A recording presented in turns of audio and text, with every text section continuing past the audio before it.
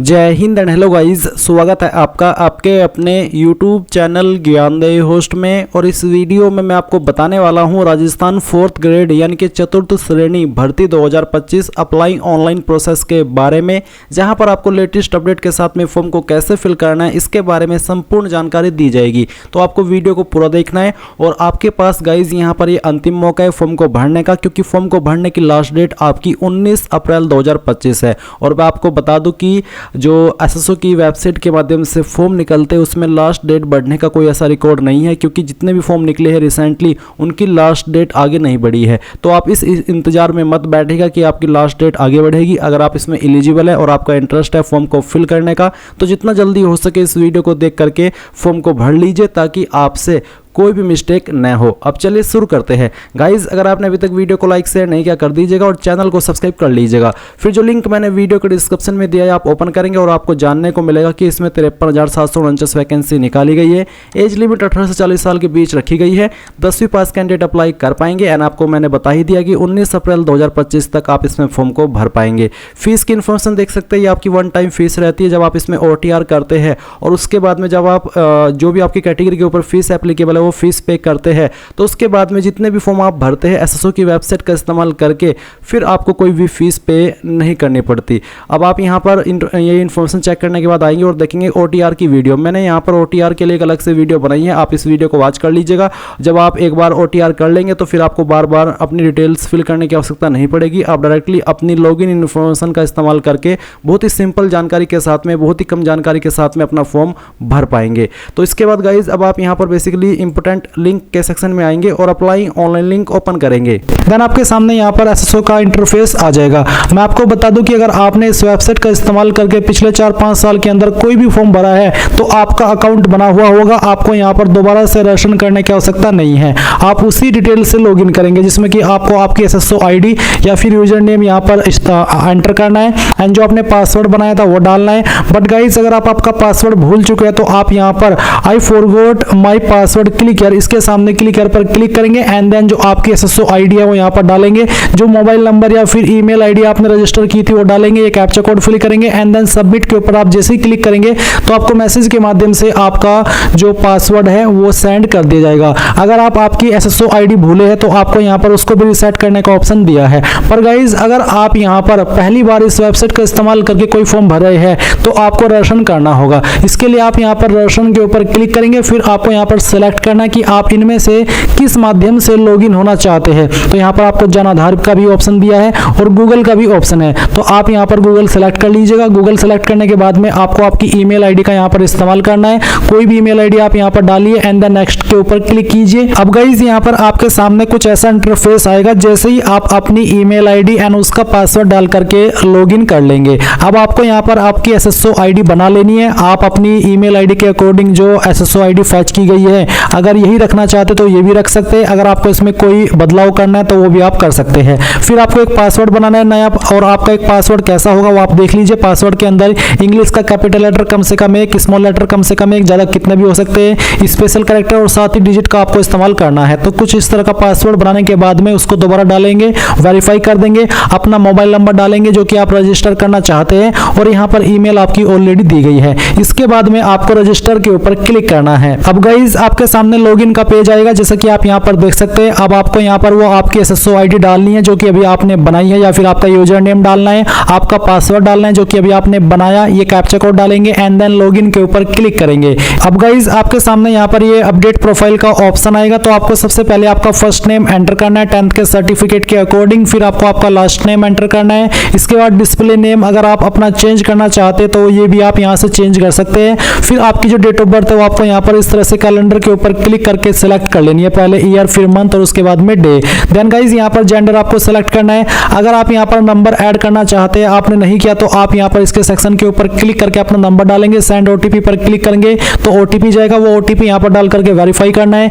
Email ID भी आप यहाँ पर ऐड कर सकते हैं या फिर चेंज कर सकते हैं। इसके अलावा आपको यहाँ पर पोस्टल एड्रेस में जो आपका प्रेजेंट एड्रेस है वो फिल करना है, और फिर जो आपका पोस्टल कोड है वो भी आपको यहाँ पर डाल देना है। पोस्टल कोड यानी कि जो आपका पिन कोड लगता है वो पिन कोड आप यहाँ पर लिखेंगे। सिटी डिस्ट्रिक्ट कौन सी है वो भी आपको यहाँ पर अपनी एंटर कर देनी है।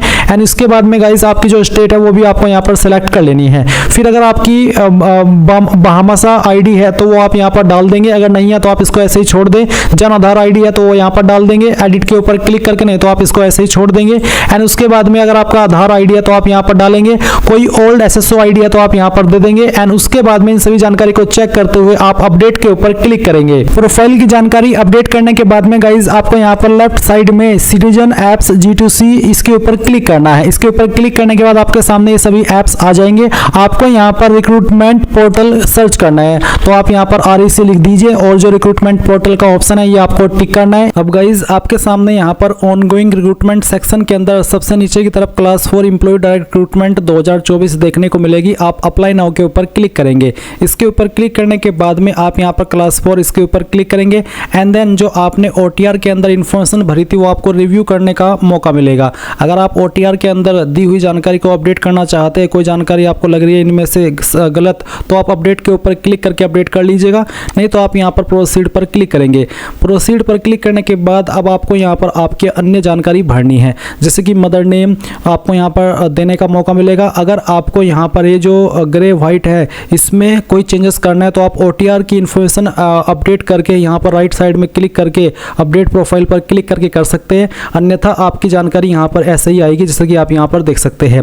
इसके बाद आप यहाँ पर आपकी जो कास्ट कैटेगरी है वो सिलेक्ट कर लेंगे, जो भी आपकी कास्ट कैटेगरी है। मैं यहाँ पर डेमो के लिए फॉर्म को भरा हूँ तो मैंने यहाँ पर ST कैटेगरी सिलेक्ट की है। अब गाइज आप यहाँ पर देखेंगे स्पेशली एबल्ड कैटेगरी, यानी कि अगर आपकी कोई दिव्यांगजन श्रेणी है इनमें से तो आप सिलेक्ट कर लेंगे, नहीं तो आप नॉट एप्लीकेबल के ऊपर क्लिक करेंगे। फिर आप यहाँ पर नीचे की तरफ आएंगे और जो आपकी अन्य इन्फॉर्मेशन है वो भरेंगे, जैसे कि आपका रिलीजन क्या है वो आप यहाँ पर सिलेक्ट कर लेंगे। उसके बाद में मैरिटल स्टेटस आपका क्या है वो आपको यहाँ पर सिलेक्ट कर लेना है।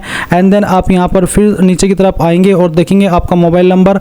अगर आपका मैरिटल स्टेटस अनमैरिड के अलावा अन्य है तो आपको यहाँ पर जीवित बच्चों की संख्या देनी है, 1/6/2002 से पहले कितनी है और 1/6/2002 के बाद में कितनी। और अगर आप अनमैरिड है तो आप यहाँ पर इसमें 00 लिख देंगे। फिर व्हाट्सअप मोबाइल नंबर अगर आपका अलग से है तो आप यहाँ पर डाल दीजिएगा। इसके बाद आप यहाँ पर देखेंगे ईमेल आईडी, उसके बाद में आधार आईडी डालने के बाद आप वेरीफाई के ऊपर क्लिक करके इसको वेरीफाई कर देंगे। जन आधार आईडी आपके पास अगर है तो वो भी आप यहाँ पर डाल दीजिएगा। फिर पूछा है अप्लाइंग फॉर, क्या आप राजस्थान के अनुसूचित क्षेत्र से संबंधित है, अगर हाँ तो यस, अगर नहीं तो आप नो करेंगे। फिर जो आपका प्रेजेंट एड्रेस है वो आप यहाँ पर भरेंगे। लाइन फर्स्ट और 2, 3 के अंदर आप थोड़ा थोड़ा पार्ट आपके एड्रेस का डाल दीजिएगा। आपकी स्टेट सेलेक्ट कर लीजिएगा, आपकी डिस्ट्रिक्ट, उसके बाद में सिटी विलेज का नाम और आपका पिन कोड। एंड देन आप नेक्स्ट के ऊपर क्लिक करेंगे। इसके बाद में गाइज आपके सामने यहाँ पर पर्सनल डिटेल का सेक्शन आ जाएगा। तो आप यहाँ पर डोमिसाइल डिटेल में सबसे पहले आपकी नेशनलिटी सेलेक्ट कर लेंगे इंडियन, फिर आपकी होम स्टेट आपको सेलेक्ट करनी है, होम डिस्ट्रिक्ट सेलेक्ट कर लेनी है। इसके बाद फिर पूछा है settled in India from other country, क्या आप अन्य कंट्री से इंडिया के अंदर सेटल हुए हैं, अगर हाँ तो यस, नहीं तो आप नो करेंगे। फिर कुछ और सवालों के आंसर करने हैं, जैसे कि क्या भूतपूर्व सैनिक है, अगर हाँ तो यस, नहीं तो आप नो कीजिए। क्या आप एक उत्कृष्ट खिलाड़ी है, अगर हाँ तो यस, नहीं तो यहाँ पर भी आप नो कर देंगे। क्या मौजूदा सरकारी विभाग या सार्वजनिक उपक्रम कर्मचारी है, अगर हाँ तो यस, नहीं तो नो कर दीजिए। फिर एनी एडिशनल एज रिस्ट्रिक्शन, अगर आपकी इनमें से कोई कैटेगरी जैसे कि एक्सप्रेशनर, एनसीसी कैडेट, इंस्ट्रक्टर, तो आप सिलेक्ट कर ले, नहीं तो आप नॉट एप्लीकेबल सेलेक्ट करेंगे और नेक्स्ट के ऊपर क्लिक कर देंगे। अब आती है क्वालिफिकेशन की जानकारी, तो मैंने OTR करके रखा है इसलिए मेरी जानकारी यहाँ पर भरी हुई है। और क्योंकि अगर आप पहली बार एसओसी की वेबसाइट का इस्तेमाल करके कोई फॉर्म भर रहे हैं तो आपको यहाँ पर सबसे पहले सेकेंडरी यानी कि 10वीं की इन्फॉर्मेशन देनी है। इसमें सब्जेक्ट ग्रुप, तो सब्जेक्ट ग्रुप आप चाहे तो यहाँ पर इस वाले सेक्शन में या तो ऑल जनरल सब्जेक्ट लिख सकते हैं या फिर नॉट एप्लीकेबल लिख सकते हैं, दोनों में कोई इशू नहीं आएगा। उसके बाद किस बोर्ड के द्वारा आपने आपकी 10वीं पास की उस बोर्ड का नाम आप यहाँ पर लिखिएगा।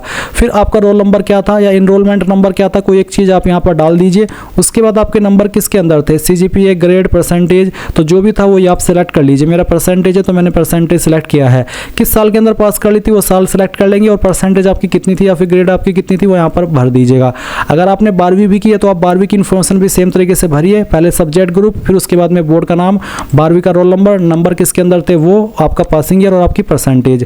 अगर आपने कोई डिप्लोमा किया तो उसकी जानकारी भर सकते हैं सेम तरीके से, ग्रेजुएशन की है तो उसकी जानकारी भी आप यहाँ पर भर सकते हैं। उसके बाद आप नीचे की तरफ आएंगे और नेक्स्ट के ऊपर क्लिक कर देंगे। अब आता है आइडेंटिफिकेशन एंड इनक्लोजर, तो आप यहाँ पर आपका फोटो साइन अपलोड करेंगे। फोटो का साइज 50 से 100 KB के बीच में और सिग्नेचर का साइज 20 से 50 KB के बीच में रखा है। तो चूज फाइल के ऊपर क्लिक कीजिए और जहाँ पर भी आपकी फोटो फाइल है वो आपको सिलेक्ट कर लेनी है। मैं इस फॉर्म को डेमो के लिए भर रहा हूँ तो मैं यहाँ पर एक रैंडम फाइल ही अपलोड करने वाला हूँ। तो चलिए मैं इस फाइल को सिलेक्ट करता हूँ। ओपन करता हूँ। मैंने यहाँ पर जो फोटो अपलोड किया इसके नीचे डेट लिखी है, पर आपको डेट लिखना अनिवार्य नहीं है, आप लिखना चाहे तो लिख सकते हैं। और अगर आप लिखेंगे तो 3 महीने से पुरानी ज़्यादा डेट मत लिखिएगा। और फिर से कह दूँ कि डेट लिखना अनिवार्य नहीं है, बस मेरे पास ये फोटो अवेलेबल था तो मैंने इसको यहाँ पर अपलोड कर दिया। अब आप आपका सिग्नेचर अपलोड करेंगे तो जहाँ पर भी आपकी साइन की फाइल है वो आप यहाँ पर सेलेक्ट कर लीजिएगा और उसके बाद में आप यहाँ पर इसको ओपन करेंगे तो आपका सिग्नेचर इस तरह से आ जाएगा। विजिबल बॉडी मार्क, आपकी बॉडी के ऊपर निशान जिससे आपकी बॉडी की पहचान होती है। अगर आपकी बॉडी के ऊपर ढूंढने के बाद भी कोई मार्क नहीं है तो आप यहाँ पर नो मार्क लिख दीजिएगा और उसके बाद आप यहाँ पर नेक्स्ट के ऊपर क्लिक कीजिएगा। अब आपके सामने प्रेफरेंसेस का ऑप्शन आ चुका है, तो आप पहली प्रेफरेंस इनमें से किस डिपार्टमेंट को देना चाहते हैं वो आपको सेलेक्ट कर लेना है। सेकंड प्रेफरेंस किसको देनी है, थर्ड प्रेफरेंस किसको देनी है, इस तरह से आप दे दीजिएगा आपकी चॉइस के अकॉर्डिंग और फिर नेक्स्ट के ऊपर क्लिक करिएगा। नेक्स्ट के ऊपर क्लिक करने के बाद जो भी जानकारी आपने शुरू से लेकर अभी तक भरी है उसका प्रीव्यू आपके सामने है। और यहाँ पर गाइज अगर आपके सामने हैंड रिटन डिक्लेरेशन अपलोड करने का ऑप्शन आए और लाइव फोटो का ऑप्शन आए तो आपको लाइव फोटो अपलोड करना है और हैंड रिटन डिक्लेरेशन के अंदर क्या अपलोड करना है वो जान लीजिए। मैंने जो लिंक दिया हुआ है इस वीडियो के डिस्क्रिप्शन में आप ओपन करेंगे, इसके बाद में आप हैंड रिटन PDF डाउनलोड कर लेंगे। डाउनलोड करने के बाद में इस तरह का इंटरफेस आएगा। यहाँ पर आपको बोला अभ्यर्थी यहाँ से हिंदी में लिखे, हिंदी प्रारूप जो हिंदी में लिखा है हिंदी में लिखना है और जो इंग्लिश में लिखा हो इंग्लिश में लिखना है। बस आपको नेम ऑफ एप्लीकेंट की जगह पर अपना नाम, फादर नेम और डेट ऑफ बर्थ यहाँ पर लिखनी होगी, सिग्नेचर कर देने होंगे, SSO ID देनी होगी, OTR नंबर देना होगा और परमानेंट एड्रेस देना होगा। फिर आप इस फाइल को स्कैन करके अपलोड कर देंगे जहाँ पर भी अपलोड करने का आपके सामने ऑप्शन है। क्योंकि मैंने OTR करके रखा है और मेरे सामने ये ऑप्शन आ चुका है, मैंने एक बार इसमें अपलोड कर दिया तो बार बार मेरे से ये चीज़ नहीं ली जा रही है। अब आप यहाँ पर डिक्लेरेशन के ऊपर टिक करेंगे, फिर उसके बाद आप फाइनल सबमिट के ऊपर क्लिक करेंगे, यहाँ पर टिक करेंगे और सेंड OTP कर देंगे। इसके बाद नंबर और ईमेल के ऊपर दोनों पर OTP जाएगा, वो OTP यहाँ पर डालिए और वेरीफाई OTP कर दीजिए। अगर गाइज आप लोग इस फॉर्म को पहली बार भर रहे हैं SSO की वेबसाइट का इस्तेमाल करके तो आपको यहाँ पर एप्लीकेशन फीस पे करने का एक ऑप्शन देखने को मिलेगा। और अगर आप यहाँ पर SSO की वेबसाइट का इस्तेमाल करके पहले भी फॉर्म को भर चुके हैं तो गाइज फिर आपको यहाँ पर कोई फीस पे करने का ऑप्शन नहीं मिलेगा, डायरेक्टली आप अपने फॉर्म का फाइनल प्रिंट आउट ले पाएंगे। तो आप देख सकते हैं कि मेरे सामने यहाँ पर कोई पेमेंट करने का ऑप्शन नहीं आया और डायरेक्टली मेरा फॉर्म फाइनल सबमिट हो चुका है। अभी आप यहाँ पर प्रिंट के आइकन के ऊपर क्लिक करेंगे। अगर आपके पास प्रिंटर मौजूद नहीं है तो आप इसको PDF के रूप में सेव कर लेंगे और बाद में प्रिंट करा लीजिएगा। इस तरह से आप लोग राजस्थान 4th ग्रेड कर्मचारी भर्ती 2025 फॉर्म को भरेंगे। आई होप ये प्रोसेस आपको पसंद आया होगा। So thanks for watching. जय हिंद।